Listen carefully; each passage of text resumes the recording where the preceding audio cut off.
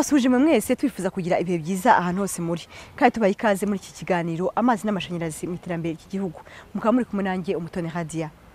Muribuka ko mu minsi ishize twigeze kubagezaho ikiganiro kijyanye no kwirinda inkongi z'umuriro cyangwa z'amashanyarazi zari zimaze iminsi zibasira amwe mu mazu mu gihugu cyacu.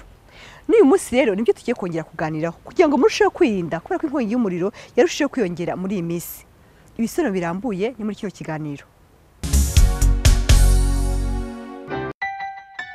Ikigo Ewasa gifite inshingano zo kubagezaho amashanyarazi, ariko nkuko mubizi kugira ngo ube wizeye neza ko inzu yawe yashyizweho neza amashanyarazi nuko Ewasa iba yakubwiye ibikenewe, aho ubikura nuko wabishyiraho n'abakozi bizewe. Ibyo rero iyo utabyubahirije ni usanga hadutse inkongi z'umuriro zishobora guterwa n'ibintu byinshi bitandukanye. Akenshi abafatanyabikorwa cyangwa abaturarwanda aho bibaye bakumva yuko Ewasa kubera ko ari twe dutanga serivisi y'amashanyarazi, kandi uko mubizi mu nkongi y'umuriro iterwa n'ibintu byinshi bitandukanye, ariko ikigaragara cyane kandi gikomeje kuvuga nuko ari bituruka ku mashanyarazi.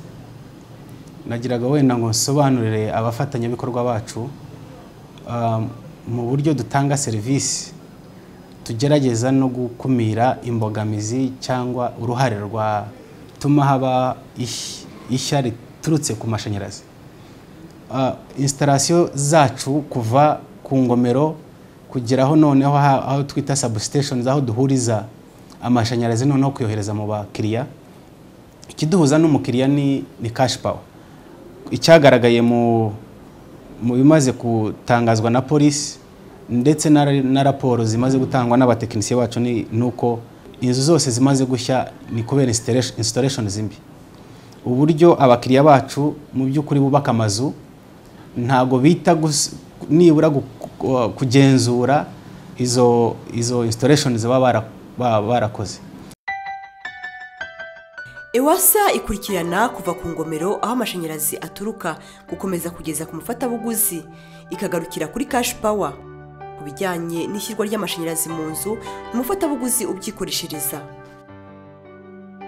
Ni ngombwa ko muri iki gihe igihugu cyacu gikomeje gutera imbere mu bintu byinshi bitandukanye, n'abarutuye bakagombye nabo kujishuka bakamenya gushishoza ku kintu cyose agiye gukora, akareba niba ibyo azagikoresha byujuje ubuziranenge, ahato atazasanga bya byifuzo bye bibaye impfabusa kubera kudaha agaciro imiterere n'imikoreshereze y'insinga z'amashanyarazi mu nzu ye, none agahitamo ibya make bitazagira aho bimugeza.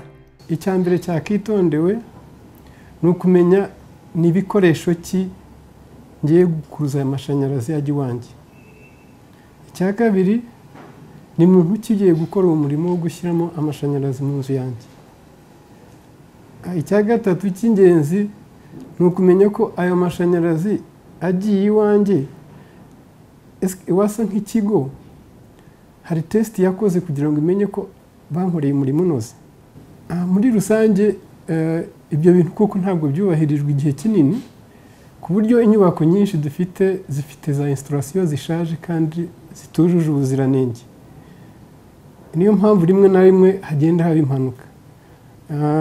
Hamwe n'ibigo bindi dukorana cyane cyunurura ariyo regulator, hari navuga n'itegeko cyangwa n'ibwiriza rishyiraho uburyo inyubako nshya zose zajya zikorwamo byubahirije ubuziranenge bijyanye n'umuntu ubikoze, ubushobozi afite, ibikoresho bibikoze, ubuziranenge bifite.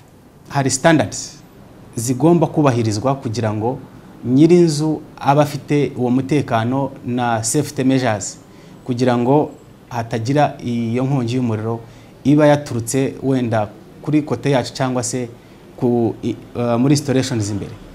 Aho niho usanga amafizibile niyo protection. Ariko ikimaze kugaragara nuko inkongi z'umuriro aho zituruka akenshi ziterwa na buje, ziterwa na installations usanga wenda zishaje, igafatana urundi rusinga rugafatana bigatuma noneho haba short circuit. Ibyo bibimbarutso cyane cyane nkuko mubizi mu gikoni hari buje igatuma wenda haba inkongi igafata insinga. Ahenshi ahamaze kugaragara wenda ku nyubako tuzi nka wenda Cadillac cyangwa supermarket hano hafi Simba, navuga ku ishuri rya Byimana, hari ayandi mazu Kicukiro, Remera. Ibigaragara rwose nuko ni installation zimwe. Umuntu atangira yubaka inzu ariko noneho ntatekereze ibi ntazashyira mu nzu. Ubushobozi bwayo noneho bugasanga burenze ubushobozi bwa installations. Ariko noneho hakabamo na quality ya material, insinga bakoresha.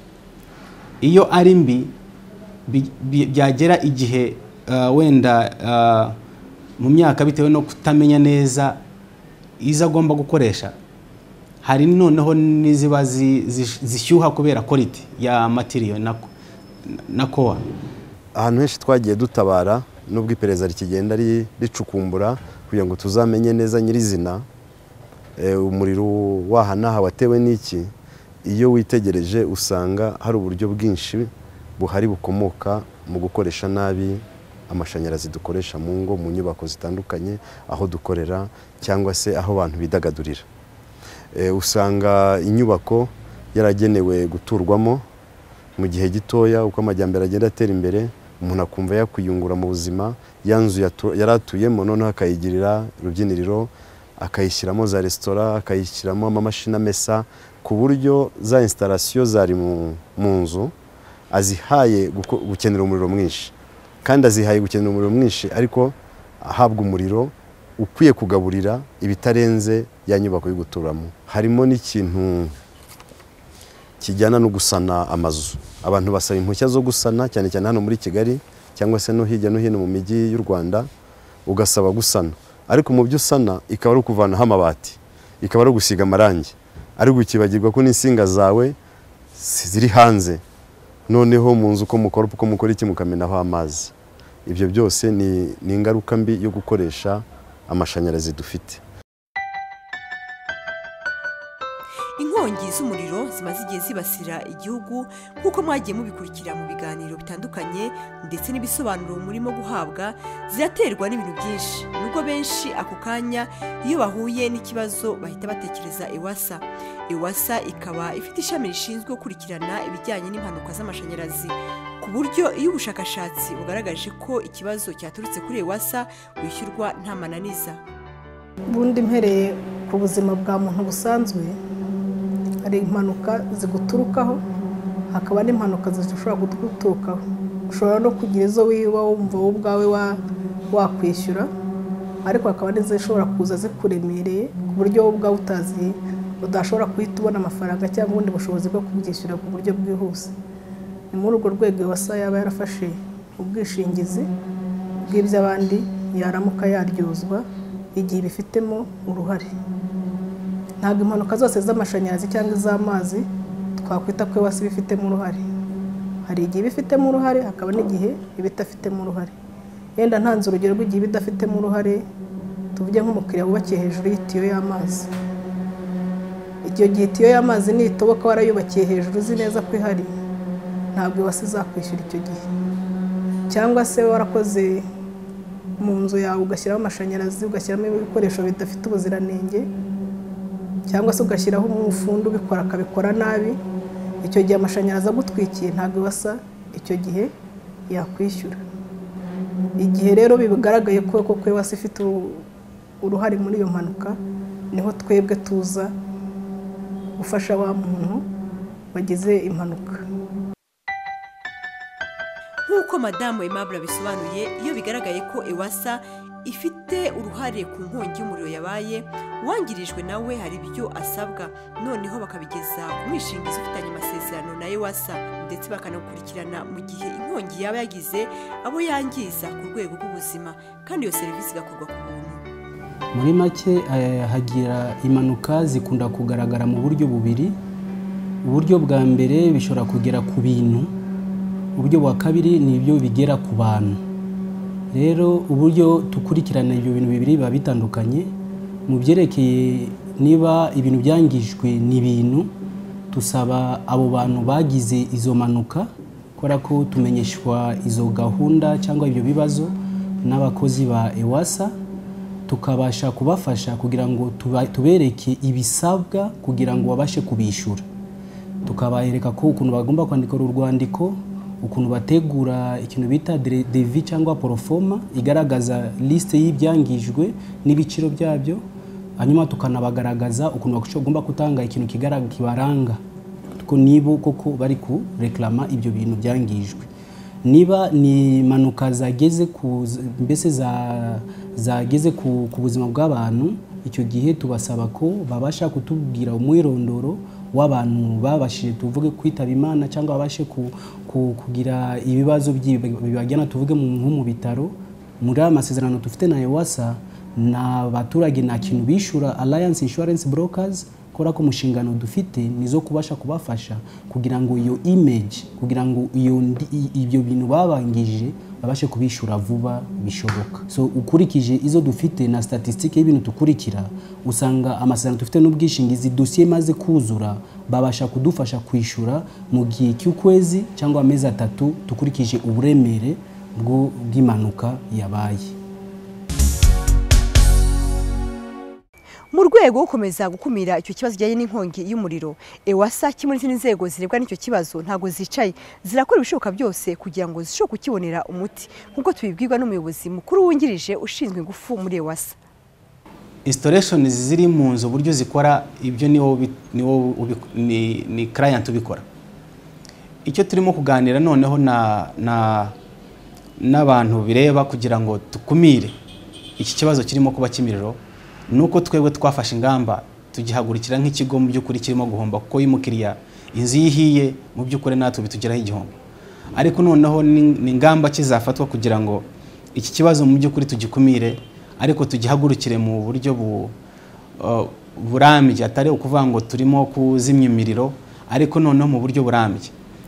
Ari EWASA ari wenda na polisi muzi ifite imodoka cyangwa se imashini zimya umuriro, ariko noneho no mu buryo bwo gutabazi no mu buryo bwa standards y'abantu bubaka. Ibi ni ibintu turimo kuganira n'izi nzego zose kugira ngo ari n'abantu bubaka bumve neza yuko bagomba gukoresha abantu babizobereyemo babizi neza. Ariko noneho na materiel akoresha ari amakabure, ari amafuse, akoreshe ibintu bifite standards na safety precautions. Ikiza cy'abanyarwanda tumaze kugeraho ni imyumvire. Abantu bamaze kwihesha agaciro ko iyo amaze gutakaza inzu ye ihiye na mugenzi watangira gufata ingamba. Hari abantu bamaze gutangira kugura za kizimyamoto mu nyubako, mu by'ukuri muzi twese dukoramo, ari ama offices, ari n'abantu bikora ku giti cyabo, ari n'abantu bafite inzu zabo batuyemo. Ariko mu ngamba tubona turimo gufata n'ubukangurambaga kugira ngo abantu basobanukirwe neza ibyibanze bagomba gukora, cyane cyane nko ku nyubako bagendere kuri standards ko zirahari. Nk'igihugu gifite standards, dufite ikigo kigenzura izo standard RBS, mu by'ukuri bikorwe mu buryo byuzuye ubuziranenge. Ari umuntu wubaka, ari natwe dutanga service, mu by'ukuri dusabe certificate y'umuntu w'installing inzu, tumenye neza ko yujuje ubuziranenge. Icyo gihe ndumva tuzaba turi hagati yaho tuzakumira iki kibazo mu buryo burambye. Nk'inshingano dufite yo kubungabunga umutekano w'abaturarwanda n'ibyabo, ni inshingano yacu dufite ya buri munsi y'umutwe wa Fire and Rescue Brigade muri polisi y'igihugu ndetse n'inzego za polisi zitandukanye zihugura. Dufite inshingano zitandukanye, dufite inshingano yo gukumira inkongi z'umuriro. Mu gukumira harimo kwigisha abantu uburyo bakoresha fire extinguisher, akamaro k'izo fire extinguisher n'ubwoko butandukanye bw'izo fire extinguisher. Ni inyigisho tugenda dutanga duhereza abantu batandukanye bari exposed, bari muri risk, bafite izo nyubako, kandi nta n'umwe utafite aho atuye, nta n'umwe udakeneye iyo nama tubagira. Icyo ni kimwe mu byo dukora. Ikindi dukora ubugenzuzi. Muzi ko inyubako zitandukanye bamwe ntibaba nazi n'ibikoresho by'ibanze byo kurwanya cyangwa se byo kwifashisha habaye inkongi z'umuriro. Turaza tukagenzura inyubako, noneho tugakora n'ubutabazi ahabaye impanuka hariho hose. Turatabazwa, tugatabara kandi tugatanga service, ntabwo yishyurwa. amahugurwa dutanga, ubugenzuzi dukora ntabwo bwishyurwa.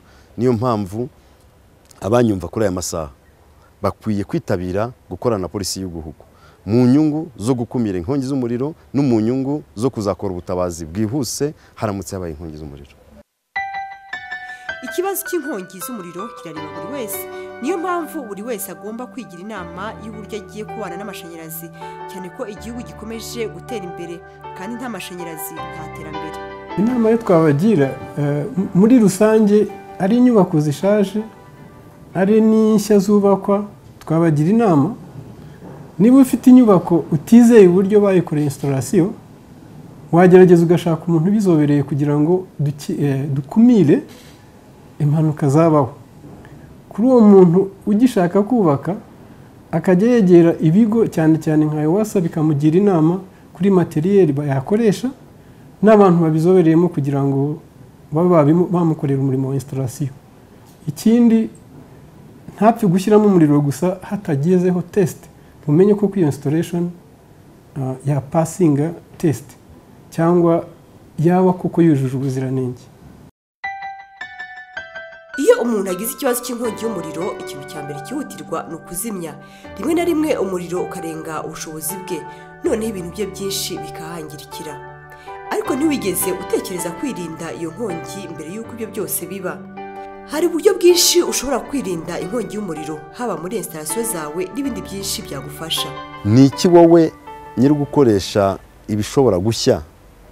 Ni iki wowe nyiri gukenera kurinda inyubako yawe? Ni iki wowe nyiri kubungabunga umutekano w'ibyawe bungutse mu buzima bwawe? Niba uri umubyeyi ukaba ufite urugo rwawe, ufite n'ibikoresho ukoresha mu nzu, wenda kenshi binafite n'agaciro kanini cyane, ni iki ukora kugira ngo urinde ibikorwa remezo umaze kugeraho? Nicyo kintu dukwiye gusobanukirwa, tugakanguka tugasobanukirwa ya mpanuka y'umuriro mwinshi ishoboka, bwa burangare bushobora gutera inkongi y'umuriro, bwa kudasobanukirwa bishobora gutera inkongi y'umuriro, ndetse na bwa bugizi nabi bwashoboka. Hari ibikoresho by'ibanze bito bitanahenze. Niba ufite inyubako ya miliyoni 5, 10, 20, miliyoni 100, kugura kizimyamoto, kugura fire extinguisher ishobora kuba uhereye no ku 20 ushobora kuyibona, kuko bigenda birutanwa mu biro uko ingana, nkuko n'ibihumbi 200 hari. Ukaba wakwirindisha icyo gikoresho. Noneho umuriro kenshi utangira ari muke, sinakesha ahubwo buri gihe umuriro utangira ari muke. Noneho wa muriro ushobora gutwika inyubako igorofa nini cyane y'amamiliyoni n'amamiliyoni. Iyo ukumiriye wa muriro ugitangira aho watangiriye, nubwo ufite fire extinguisher y'ibiro 4 waguze wenda ibihumbi 15 20, ishobora kugoboka, ishobora kurinda rya gorofa rya miliyoni 300, ya miliyoni 400, ukaba igorofa rya miliyoni 100 uririndishije fire extinguisher y'ibihumbi 20 cyangwa se narenza aho ngaho. Icyo rero nicyo tukwiye gusobanukirwa, uko utekereza gushaka umuzamu, uko utekereza gushaka urinda urugo rwawe, tekereza n'ibikoresho bishobora kurinda umutungo wawe. Hari izindi systeme zifasha kwirinda inkongi y'umuriro. Hari za fire alarms. Izo fire alarms ni system ikurinda umuriro, idetecta umuriro udahari. Waba uryamye, waba uri mu rugo, waba uri muri office cyangwa se udahari, bigufasha kwirinda. Ni gute bikora rero? Hari devices zitandukanye ukoresha. Hari za smoke alarm bita optical smoke detector. Izo detector akazi kazo ukuntu zikora nuko igihe habaye umuriro, hagiye kuba incendie, haba umwotsi utangira, kuko hatangira ari akantu gatoya. Icyo gihe igihe umwotsi uzamutse uhita uhura niyo detector igasanta ikumva uwo mwotsi. Ikintu ikora ituma alarm ivuga, igasakuza. Ababishinzwe kenshi ku ma mall cyangwa se ku mazu cyangwa ku mabiro, hari abantu bagomba kuba bahari bamaze kuba trend gukoresha ibikoresho bitandukanye bizimya umuriro. Icyo gihe igihe amaze kumva iyo alarms agomba kumenya, itima umwereka naho yabereye. Ariko nanone iyi system ifite uburyo ishobora kukumenyesha udahari. wafunze iduka ryawe cyangwa se ntuhari, biro yawe irafunze, uri mu rugo. Icyo gihe rero hashobora kuba ikibazo udahari. Nanone iyo system ifite aho ushira simukadi ukayishyiramo, ugashyiramo amanimero z'abantu igomba kumenyesha. Kenshi na polisi tuyishyiramo nimero yayo.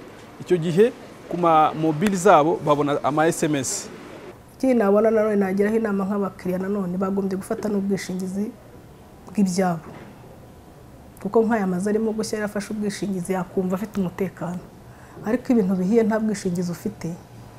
Nkurikije ubwishingizi bwawe wasa nkurikirana, nkurikije uburyo twishyurwa, ntabwo iyo ibintu bipfuye byacu twumva duhungabanye. Niyo imodoka ikoze impanuka tuba tuzi ko dufite aho twirukanyira, ariko nk'umuntu yishije inzu etaje zingahe gashya nta bwishingizi afite asubira inyuma.